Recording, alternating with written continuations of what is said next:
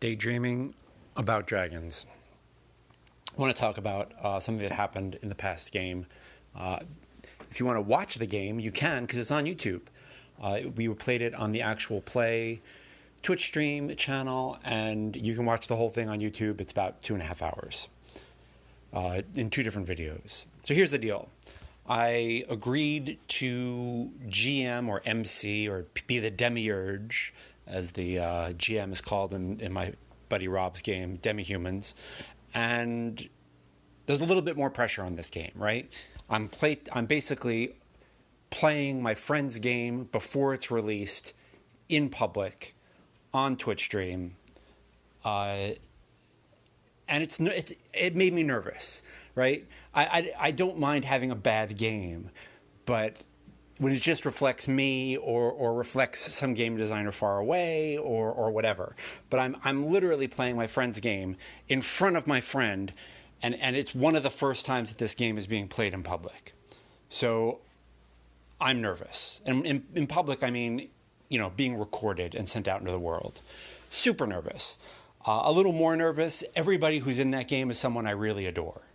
I've wanted to play with Quinn and Misha and Jay. I played with Jay before. I think I only got to play with him once or twice. And as soon as we did, I was like, man, I want to play with Jay more. And I'm playing with Rob. And Rob is the person who first introduced me to gaming when I was 13 years old. Okay? So I'm nervous. And we make this amazing fantasy city, as you do when you play Demihumans. And we take a break, because usually that's our thing that we do when we Twitch stream. We game for an hour, and then we take a break. And I went to the restroom, and I washed my hands, and I splashed water on my face, and I looked in the mirror, and I said, to the reflection, which is always a bad sign. When I talk to myself in the reflection, always a bad sign for me, I said, I have no idea what to do next. Because I had no idea what to do next. And I think part of the reason for that is that for the past probably year plus of gaming, I've been running Blades in the Dark and Band of Blades. And these are games with a structure I can lean on, right? It makes it much easier for me as the GM, right? In a traditional Blades in the Dark game, I can say, what's next? Is it a job? Is it downtime? If it's downtime, it's very player driven. Is there something they did that's going to cause a direct consequence? Did they take turf from someone? Who's reacting to what they just did? Right? In Band of Blades, it's like, okay, what's the next mission? Where are we in the cycle? And with Blades in the Dark, the investigative games, it's like, okay, are we following up on leads? What's happening? Did they just file a report? Is that report going to cause ripples in the greater ecosystem of Duskfall? What's happening? I've got so much to grab onto that I'm used to grabbing onto. Not that Demihumans doesn't. Demihumans did. I found the structure, and I found the handholds, but they just weren't my familiar handholds. And that's only for the past year, right? I mean, I've run games. I've run some one-on-one Burning Wheel games with my buddy Aaron, but I feel like Aaron and I have this shorthand and rhythm that we can just go, right? It's super easy with us. We've been playing together for probably close to a decade now, so we just pick up and go. And also, this is the other thing that's making me nervous. It's not only the people who are playing and their amazing qualities. It's 4 people. That's a lot. That's for me, that's big, right? My sweet point as a GM is a GM and 2 players or a GM and 1 player. I love that vibe. That's my favorite. 4 people means you got to do some complicated weaving, right? So when I get nervous, I think to myself, frame one scene and see what happens. And then frame another scene and see what happens. You don't have to don't try to think too far ahead. Don't try to be a genius. Frame a simple scene and see what comes of it. And that's what I did. I framed a scene with Rob. You can see I went right to the person I knew the most and the longest.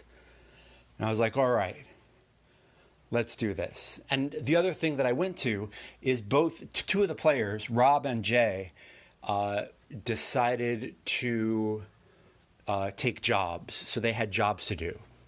So I went right to that. All right. So when I was nervous, I didn't know what to do as the GM. What are some things you can do? Right? Go with a player you're comfortable with. Get them in a scene. Look for what the system is giving you. Is the system giving you something? Is there something that is happening soon because of the system? Right? Are there bills to pay?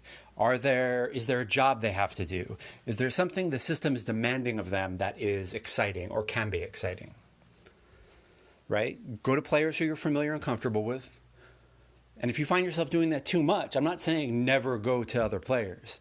I'm saying in that moment of total nervousness, that's something you can do. Go to someone who you've known for a while. All right? Look at what the system is giving you. Look at the character sheet. What is that giving you? Okay? So what did I do? I introduced, I had Rob have a job. One of the things that was in play, because the city has dark magics, is an Inquisitor. I don't know what that means, but I made the first NPC an Inquisitor. Boom. Start to set up a religion. Start to set up conflict. And you just slowly build until something cool happens.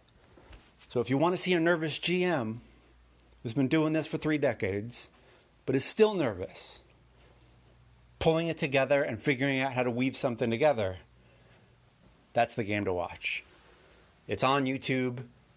I encourage you to check it out. The first hour is us. So the part 1 is us building the city and finishing making characters and establishing those relationships.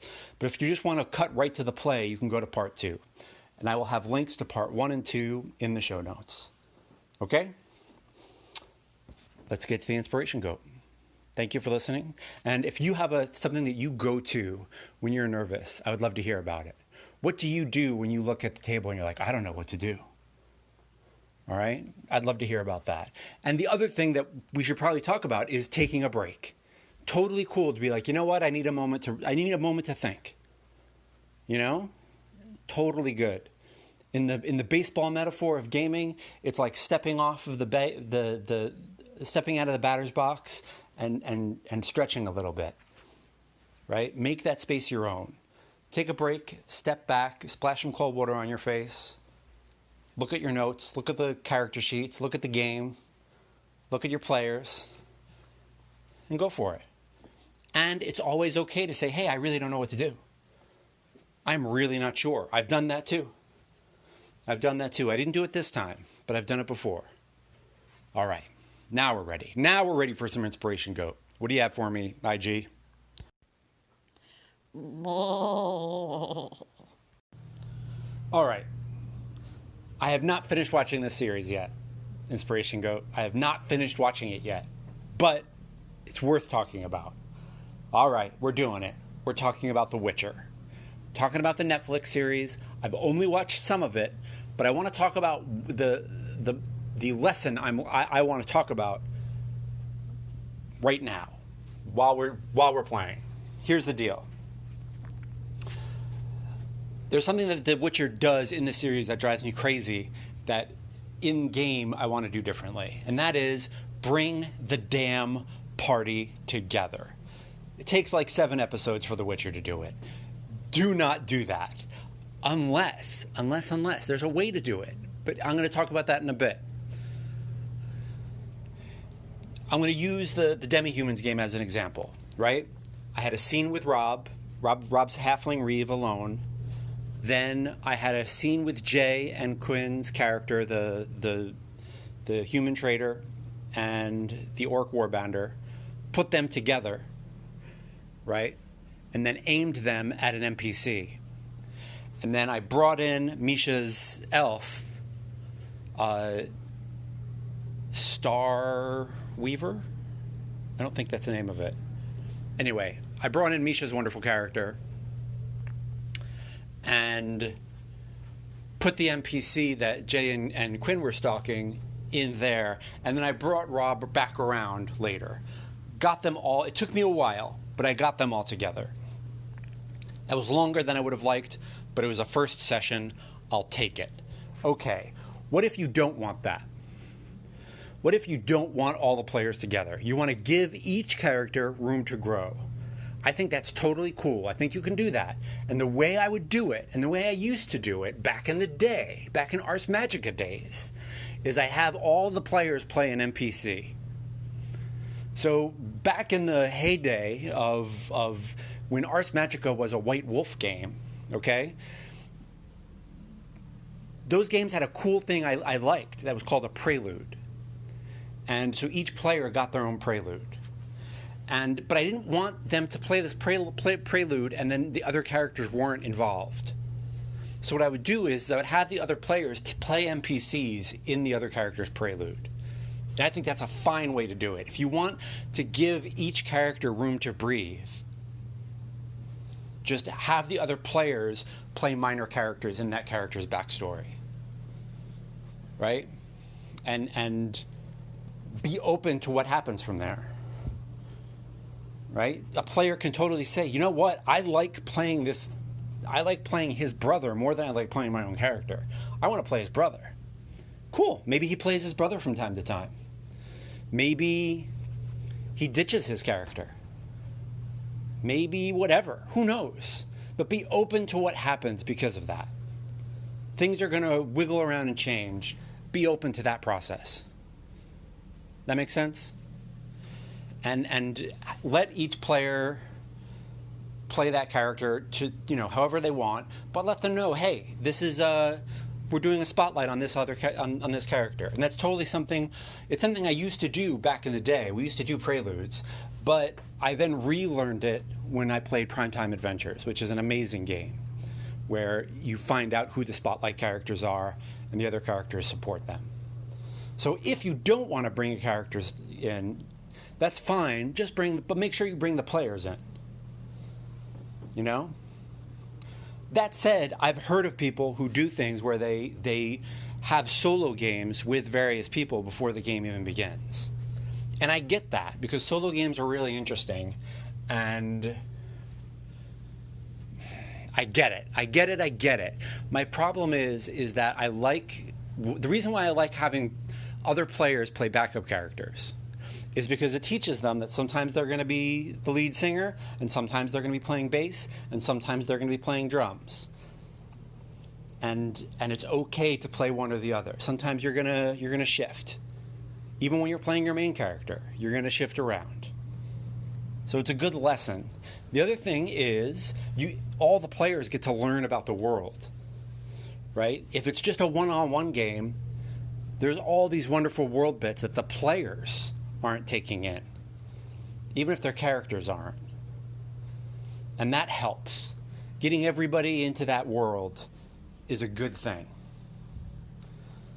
So that's something I like about those kind of prelude games where all the players are involved. If that's your thing. If it's not, it's not. I dig it.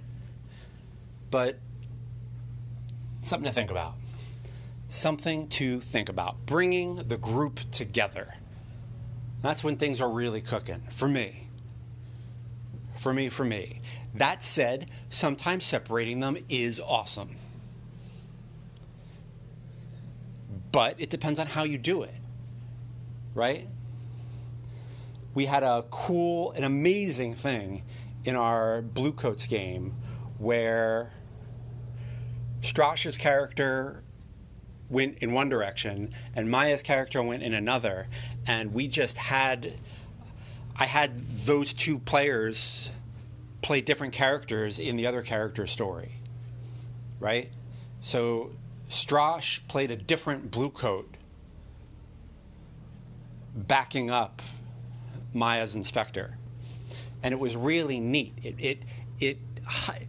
So do you know how Star Trek: The Search for Spock was like the Spockiest episode of Star Trek moviedom ever, even though Spock was barely in it, right? It was like that. So if you have a Fafhrd and the Grey Mouser type of duo, and the characters go in different directions, and you're like, okay, you're going to have an adventure, but it's not going to be with Fafhrd. It's going to be with this other failed sorcerer's apprentice. And you're going to have an adventure, Mouser, with this other barbarian.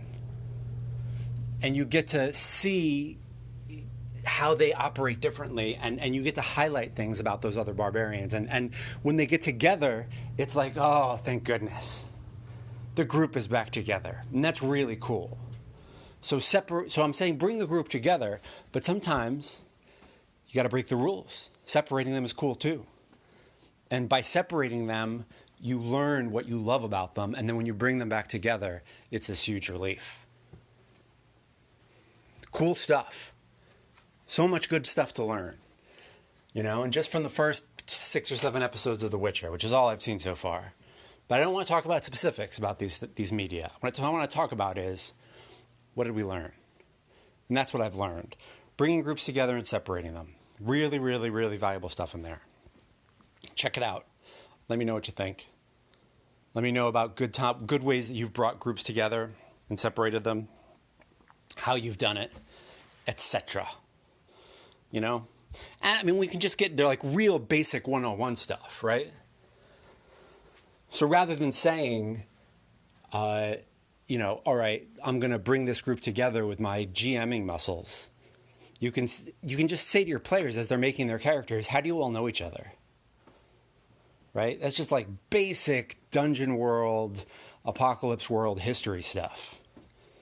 In Demihumans, they call it gnosis, where you answer questions and that brings everyone into the other player's orbit, into the other character's orbit. So you don't have to do that heavy lifting. It's not the GM's job to bring the group together, right? It's everybody's job. And I've said that in games. When I run Dictionary of Moo, sometimes the different player characters start all over the world. And I'll say to the group at the con, hey, if you want to get in each other's scenes, start angling toward each other. Start playing towards each other. I know your characters don't know it, but your players do. So start leaning in that direction. And, you can do it. You can play to get into that other character's scene. Totally can.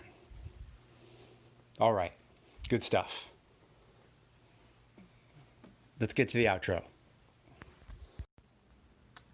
If you would like to support Daydreaming About Dragons, you can do so in a few ways. You can hit the support this show button and you can offer me money directly. You can purchase the Dictionary of Moo, which is my setting book for the role-playing game Sorcerer. It is a science fantasy setting book set up like a dictionary from the world of Marid, which is kind of a science fantasy Mars thing. Barsoom meets Conan meets the Bible was one way to go about it, talking about it. So that's the one way. And the other way is to drop me an email. Tweet at me. Send me a message over the Anchor app. Email me an MP3. Let me know what about your gaming what listening to the show has stirred up or inspired or angered. Just do it with love and respect, and I'll respond with love and respect. And that'd be nice. It'd be nice to hear from you. Nice to hear what's going on at your table. I took January off. It was a hectic couple of months. And I had a new job, and I just thought it was time. I had a bunch of campaigns come to an end, or one big campaign come to an end, and it was time. It was time to take a break. So I took January off, but I am back, and I'll see you next Sunday. Talk to you soon. I hope your winter is going well. The days are, from here on out, getting longer, which is really nice. You can see the sun coming out a little bit earlier every day up here in the Northeast of the United States. And that's really nice. So I hope your days are getting brighter too. Talk to you soon.